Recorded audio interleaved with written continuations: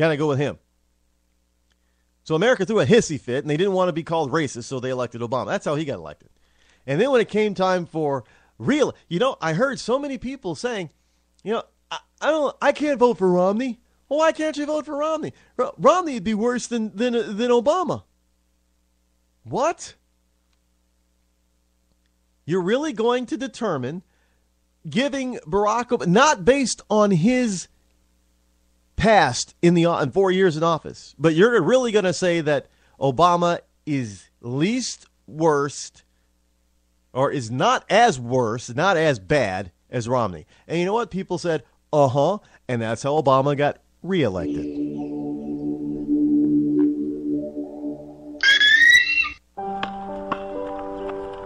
I always loved watching the kids play basketball. I still do, even though things have changed. It's funny, they can't find jobs to get their careers started, and I can't afford to retire. And now we're all living together again. I supported President Obama because he spoke so beautifully. He promised change, but things changed for the worse. Obama started spending like our credit cards have no limit. His healthcare law made health insurance even more expensive. We've had stimulus and bailouts. Obama added almost $16,000 in debt for every American. How will my kids pay that off when they can't even find jobs? Now Obama wants more spending and taxes. That won't fix things. I had so many hopes. Cutting taxes and debt and creating jobs. That's the change we need.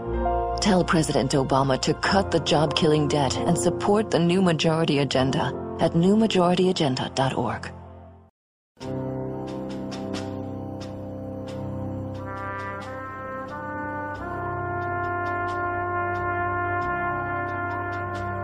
From Iraq and Afghanistan, our brave warriors are coming home, wounded. Some with wounds you can see, some with wounds you can't see. Wounded Warrior Project was created to support our men and women coming off the battlefield.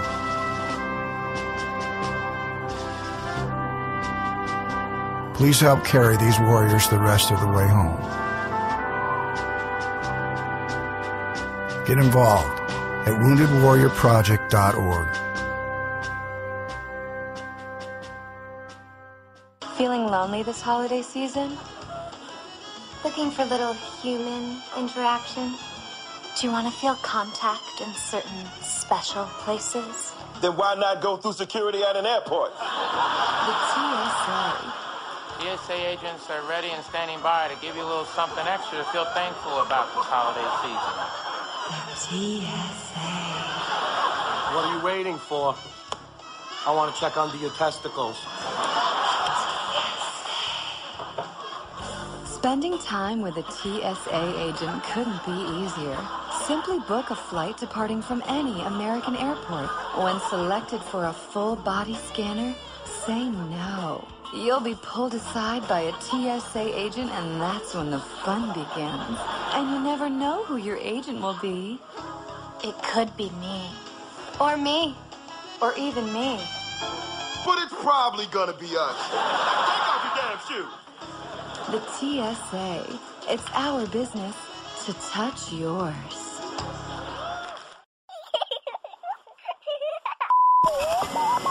Welcome to the Bureau of Womanhood Conformity. Independent thoughts are considered subversive because all must agree with our leader. When it comes to women, preventative care should include coverage of contraceptive services such as birth control. You see, if you don't believe government should pay for your birth control, you're not a real woman. Womanhood denied. If you refuse to accept that pregnancy is a punishment, you're denied as well. I don't want them punished with a baby. If you don't believe that abortions should be allowed for any reason, if you don't believe in aborting a child for being the wrong gender, and if you don't believe that stay-at-home mothers aren't real workers, you are not a real conformed woman. His wife has actually never worked a day in her life. His wife has actually never worked a day in her life. Finally, for your safety, if you oppose mandatory government health care, you will die. They will be voting to say that women can die on the floor. These standards and regulations were formed after our glorious victory in the war on women. Thank you for your cooperation and your conformity. Today is a special day. Today we gather as a nation and as an international community to recognize the selfless decision of one of the most influential women of our time. She's been recognized by religious figures and politicians around the world. To us, she's just Rachel. But to the rest of the world, she is the woman who, after having one too many drinks, chose not to drive home buzzed. Here today to honor Rachel is the family whose lives she spared. Save a life. Don't drive buzzed. Buzz driving is drunk driving. I was in chronic pain, and my family struggling to make ends meet, food and gas prices going up, even keeping my job was iffy. Then I learned about a new miracle drug made in Washington, D.C., Spenditol. Spenditol is Washington's answer to all the painful problems Americans face. How to borrow $800 billion for a stimulus that didn't create jobs or fix the economy? Spenditol. Spenditol is not for everyone. Side effects may include a mountain of government debt piled on our kids, a sudden loss of freedoms, higher prices for everything, leaving our kids a lesser America than we had. Ask your doctor or congressman if your conscience is strong enough for Spenditol. And it's so popular in Washington, we have to import trillions more of it from China. Spenditol makes you feel better now and pushes off the really bad stuff till later, for them to deal with. Call the White House and Congress. Tell them, stop spending it all.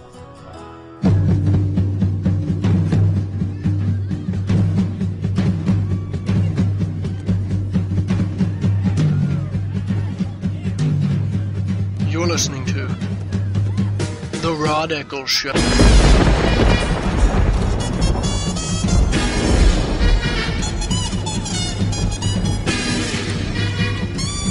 Here's a story here from Bloomberg. Bloomberg Business Week. Dish Network, the meanest company in America. For 2012, the website 24/7 Wall Street determined that the worst company to work for in America was the Dish Network. The Inglewood, Colorado-based company that provides satellite TV to more than 14 million subscribers. To pick its winner, the site of 24/7 Wall Street, to pick its winner, the site began by sifting entries on Glassdoor.com, an online service where people gossip about their jobs. It was hardly the most scientific of methods. Still, the volume of miserable tales about Dish is impressive. 346 former or current employees had taken their time to write not so nice things about their company.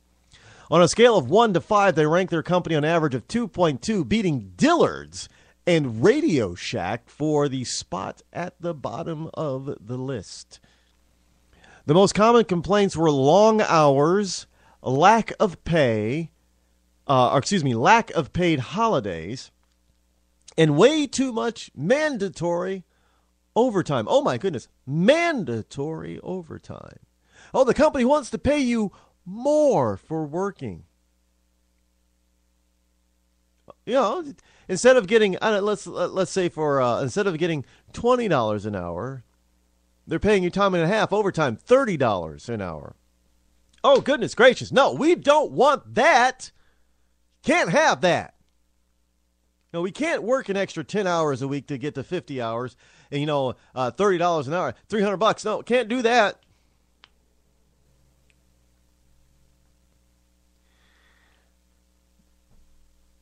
The most So continuing with some of the most common complaints, some posts suggest that merely setting foot in Dish's headquarters is a danger to the soul. Quit was the recommendation to one Dish employee who sought management advice. Well, he's right. Quit. If you don't like it so much, quit. If you don't like the overtime, quit. If you don't like the lack of paid holidays, quit. If you don't like the long hours, quit. I mean, that's the job. What's really would have been really dumb of me is to live in Keene, New Hampshire. Travel 2 hours commute each hour and a half to 2 hours every day, each way. Hour and a half, 2 hours every day to work in Waltham, Massachusetts. Get there and say, I hate my employer because my commute is too long. Quit. Oh, I hate coming down here because my employer only pays me $40,000 a year. Quit. That's what my manager at the time, he probably would have said, well, sorry you don't like that deal. I can't help you. The only thing you can do is quit. You don't like the mandatory overtime, quit.